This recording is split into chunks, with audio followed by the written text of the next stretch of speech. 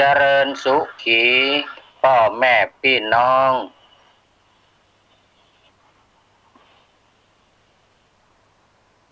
ฮัลโหลยังดักครับยังดักวะเนี่ยนั่นไงเจริญสุขีพ่อแม่พี่น้องตัวเขตห้องมนุษย์โลการายการวันนี้มีวาสนาได้ปิกขึ้นมาออกอากาศกล้องผู้ตามสัจจังเสียงดังว่องว่องล่องตยขึ้นในท้องฟ้าเข้าสู่เครื่องฮับปุบปับปัจจาคนตัวหน้าได้ฟังเป็นอริยธรรมสัจจังของพระพุทธังสัมพุทธเจ้าสัมพุทธเจ้า ขอถวายความเคารพพระมหาเถระพระเถรานุเถระเจ้าคณะพระสังฆาธิการทั่วโลกขอเจริญพรท่านผู้ฟังสาธุชนพุทธบริษัททั้งหลายวันนี้รายการเสียงธรรมกำจัดโควิดมาแทนรายการเสียงจากชุมชนสันทรายหลวงซึ่งจัดโดยท่านพระครูสังฆบริหารธรรมนูญ วันนี้อาตมาพระครูปริยัติยานุศาสตร์ที่ปรึกษาเจ้าคณะอำเภอเมืองเชียงใหม่ก็เป็นผู้ดำเนินรายการตามปกติก่อนที่เราจะเข้าสู่เนื้อหาสาระธรรมะก็มาพูดจากอาศัยถึงเหตุการณ์โควิด-12 ในปัจจุบันสวานี้ก็มีข่าวโดยรวมจากสบค หรือศูนย์บริหาร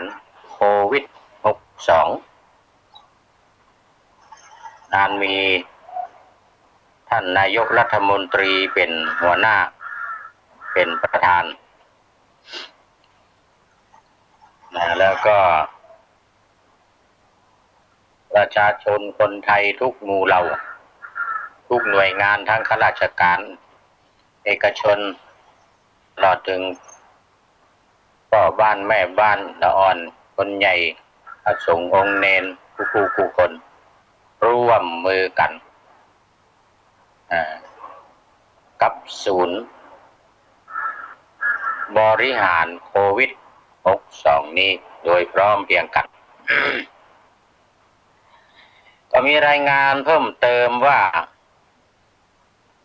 เมื่อวันที่ 4 ตุลานี้ทั่วโลก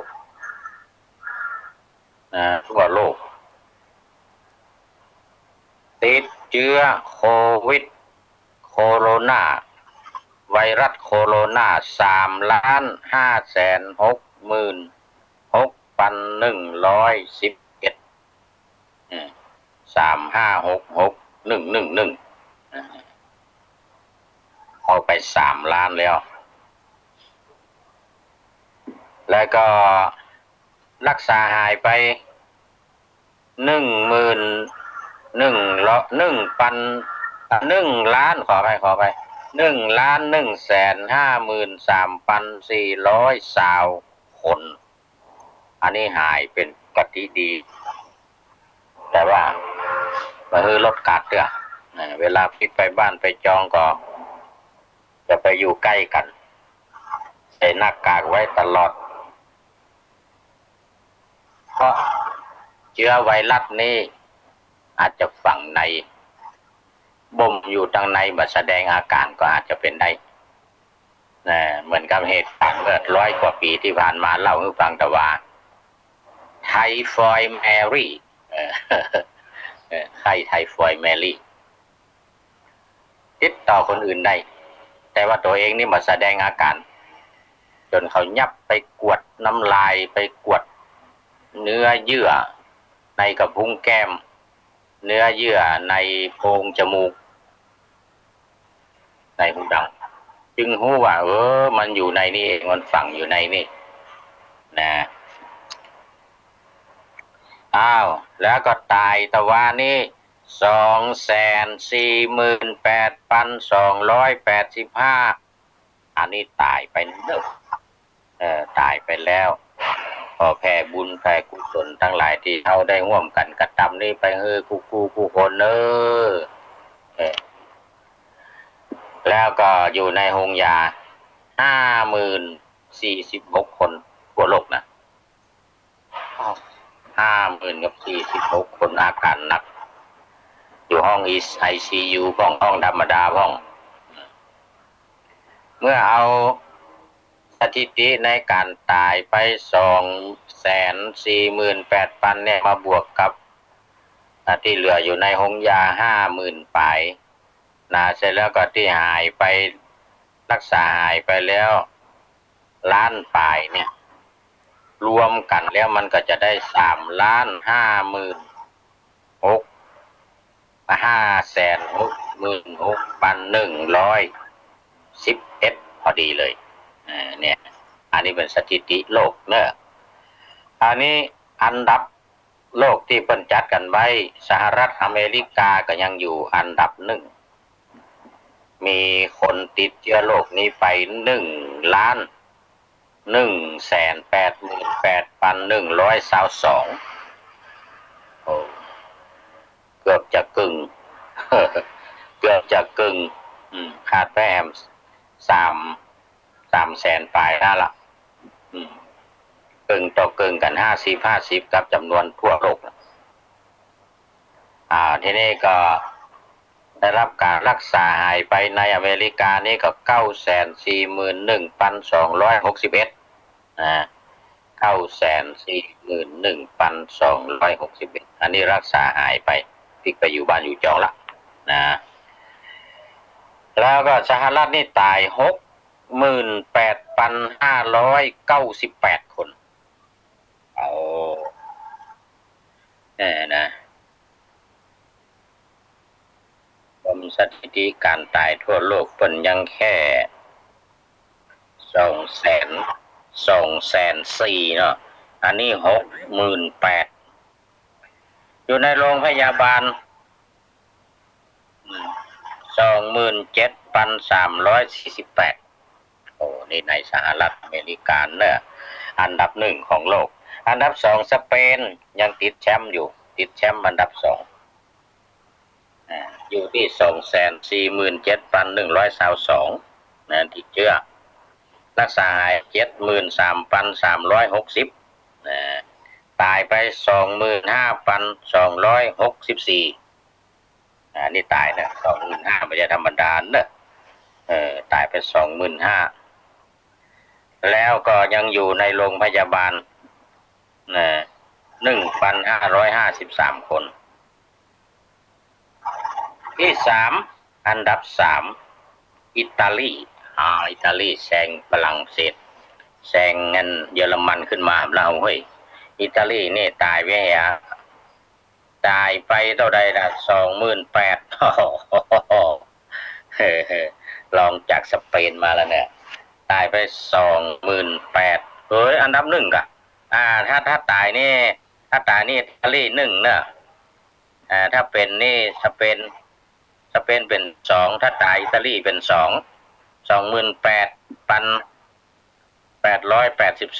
ขออภัยเนอะตะกี้นี่ว่าผิดไปถ้าตายนะอิตาลีเป็นอันดับ2ถ้าเป็นเชื่อเนี่ยนะอิตาลีเป็นอันดับ2อันนี้มันปิ้นกันหน่อยอยู่ในห้องยาก็ใกล้ๆกันอิตาลีนี่น้อยหรือน้อย1,381สเปน1,553ในเอเชียนี่แซงขึ้นมาใหม่เนอะ2-3 วันมานี้ปากีสถานแล้วก็อันดับ2สิงคโปร์เลยมาเป็นอันดับ แต่วันซืนนี่ยังอันดับ1อยู่นะ วันนี้สิงคโปร์มาอันดับ2แล้วเนอะปากีสถานมาอันดับ1เนาะสปีนว่ะฟิลิปปินส์มันก็เลยอยู่อันดับ3ไปเนาะฟิลิปปินส์เป็นอันดับ3คราวนั้นมาดูในประเทศไทยเฮาตะวานี้เพิ่มขึ้นมาแถม18เพิ่มขึ้นมาแถม18อันที่ตะวันซืนว่า3เนาะตะวันซืนว่า3แล้วมีข่าวมองแมงว่าจากภาคใต้แถม40ปลายปรากฏว่าตะวันนี้ส่วนกลางส่วนกลางเอา40ปลายนั่นน่ะ40คนนั่นมาวัดมาตรวจใหม่เอาเชื้อมาตรวจใหม่บปะสักคนเนาะก็เลยเจ้ากันไป43นั่นก็มีเนอะที่จะมาค้างไว้แต่ว่านะก็แต่ว่าเพิ่มเข้ามา18อันนี้ก็รอเฮือหันละเนอศรัทธาญาติโยมทั้งหลายมึงเอาจาก3 คนแต่วันซืนแต่ว่านี่ขึ้นมาแต่เป็น18วันนี้ยังบ่ฮู้จะเพิ่มขึ้นมาแหมเท่าใดอันนี้แสดงให้เห็นว่าเฮายังละกาดมาได้นะลดกาดมาได้เนอะขึ้นมาทำละถ้า40 คนนั่นยืนยันแถมซ้ำ5อ่ะเนอะ58อ่ะเนอะแต่ว่านี่นะเพราะฉะนั้นก็ขอร้องเนอะหมู่เฮาทั้งหลายศรัทธาญาติโยมผู้คนจะไปลดกาดเตื้อออกไปได้แม้ว่ามีการผ่อนปรนในการทำงานผ่อนปรนหรือเปิดร้านค้าขายของโดยเฉพาะร้านอาหารเนาะถ้ามีไปขายไปทำนี่ตายเนอะไม่การผ่อนปรนแต่ว่าขอให้อยู่ในกฎระเบียบอย่างเคร่งครัดนะยืนห่างกันจะไปใกล้กันแล้วก็ปิดปากใส่เฟซชิลด์ด้วยเนอะใส่กันหน้าด้วยป้องกันหน้าป้องกันตาอาตมานี่ไปบิณฑบาตก็ใส่ถึงวันเอาเดี๋ยวนี้เวลาทั้งนอกใส่ปิดหูดังปิดปากแล้วพอต้องใส่เฟซชิลด์ปิดตาตัวปิดตาตัวเพราะมันเข้าตาได้มันเข้าทางตาได้เข้าทางจมูกเข้าทางปากแล้วก็ไปพอถ้าไปมักมุมผิวหนังสกปรกนักๆนี่มันก็เข้าได้ตัวเนอะเข้าได้ตัวเข้าผิวหนังทั้งเส้นคุมเส้นขนถ้ามาติดอยู่เมินๆนี่นะระวังต้องอาบน้ำสระผมสะอาดมันกลัวสบู่มันกลัวความร้อนเนาะก็หู้กันอยู่ตายก็ยังคงเหลือ54เหมือนเดิมเนาะยัง54เหมือนเดิมเสร็จแล้วก็อยู่ในหงยาอยู่เดี๋ยวนี้ก็2,7402,740ลิบไปอยู่อันดับที่59เหมือนเดิมที่ไปอยู่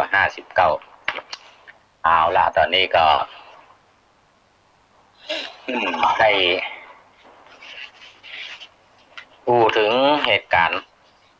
มาพอสมควรจะมาต่ออันนี้แหมสักน้อยหนึ่งเนาะแต่ว่าค้างไว้ว่าบทประพันธ์บทกลอนค้างไว้อันนี้จะได้มาต่อแหมสักน้อยจะได้มาต่อแหมก็คือเรื่องของโควิดที่มีนักเรียน7 ปีมาจมมาบนแล้วก็มีคำถามฝากไปถึงผู้ใหญ่มีความลังเลใจมีความสนเท่ในใจให้นะที่อาตมาตั้งชื่อของพ่อนี่ว่าแต่อ่อนอู้ถูกคนใหญ่ต้องฟังหรือเด็กพูดถูกผู้ใหญ่ควรฟังภาษาไทยว่านี่นะ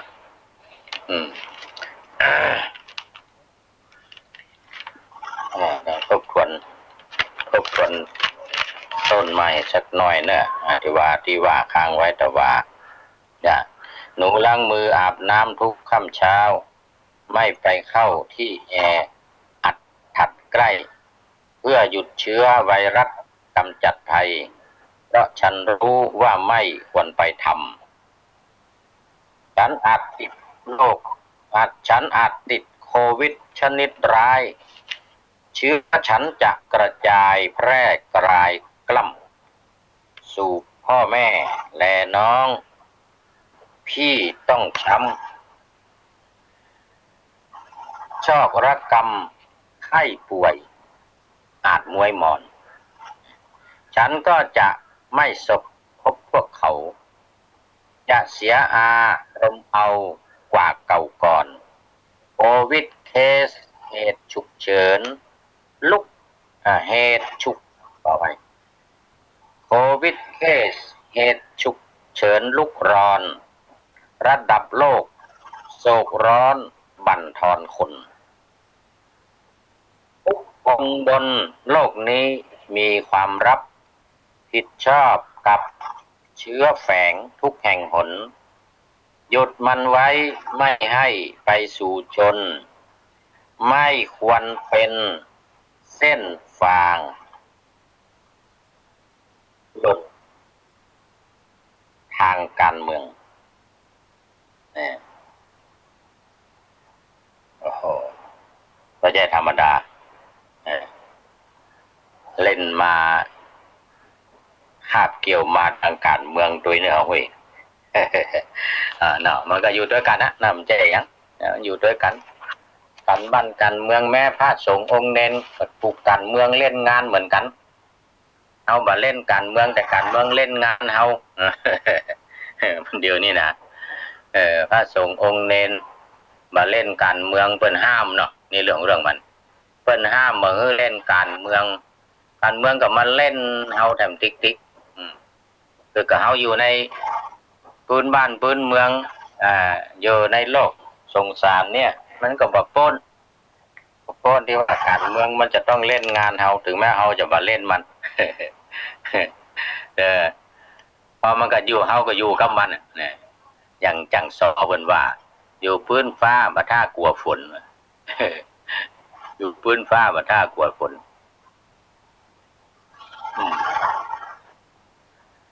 นั่นเนี่ยนะเป็นเรื่องธรรมดาเป็นเรื่องธรรมดาโควิดมาการเมืองมีถึงโควิดมาการเมืองมันก็มีอยู่แล้วนะมันอยู่กู้กับบ้านกับเมืองแล้วแต่ระบบของมันบ่ได้ที่เข้ามาเกี่ยวข้องจะเป็นระบบประชาธิปไตยกับระบบเผด็จการอัตตาธิปไตยกับประชาธิปไตยเรียกว่าโลกาธิปไตยระบบเผด็จการนี่เราเรียกว่าอัตตาธิปไตยแล้วก็ระบบธรรมาธิปไตยสามอย่างนี้องค์สมเด็จพระสัมมาสัมพุทธเจ้าตรัสไปธรรมาธิปไตยเพราะว่าจะเป็นอัตตาธิปไตยเพราะว่าจะเป็นโลกาธิปไตยนะจะว่าไปคือเพราะว่าจะเป็นคอมมิวนิสต์อันนี้เป็นอัตตาธิปไตยนะเป็นคอมมิวนิสต์หรือว่าเป็นโลกาธิปไตยหรือประชาธิปไตยก็ตามทั้งสองอย่างนี้มีธรรมะเป็นหัวสำคัญ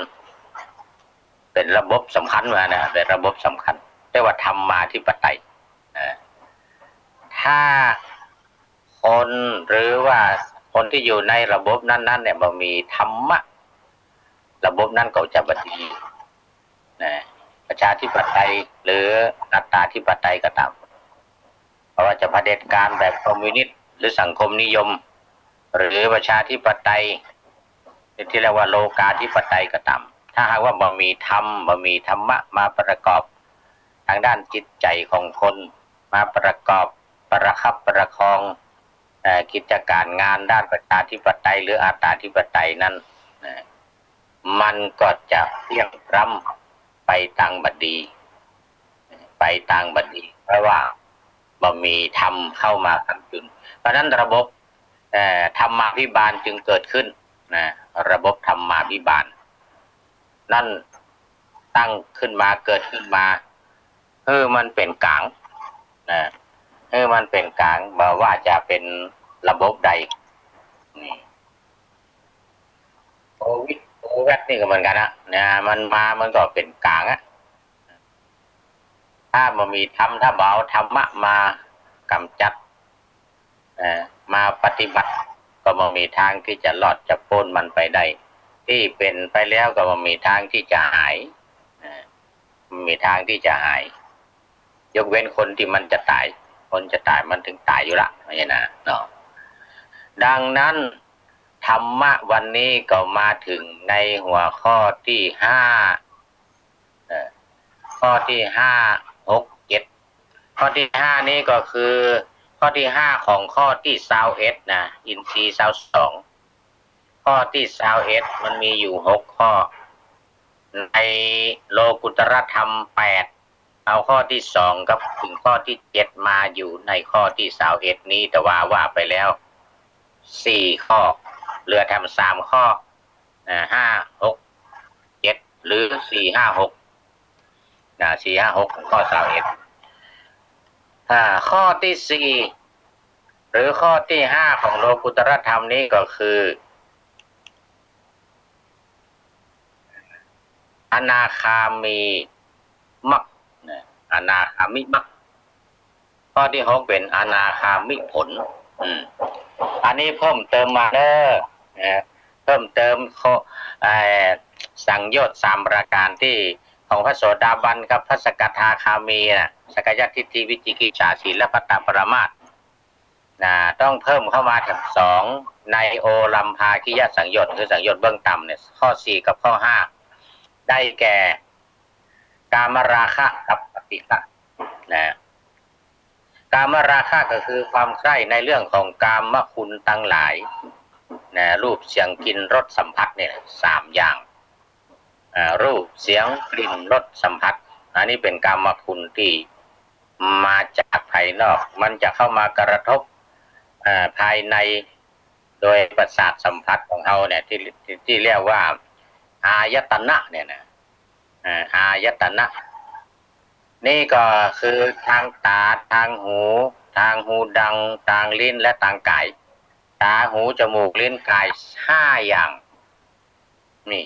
5อย่างเขาเรียกแต่อย่างหนึ่งว่าเป็นประตูเนี่ยเขาเรียกทวารมันจะเข้ามาในตัวเขาได้เนี่ยผ่านทางตาผ่านทางหูผ่านทางหูดังผ่านทางลิ้นผ่านทางกายผ่าน5อย่างนี้เข้ามาแล้วมันจึงจะทะลุเข้าไปทางในจนถึงใจเข้าไปถึงใจนั้นอยู่ทางในที่มันเป็นข้อ6ของอายตนะนั่นนะมันอยู่ทางใน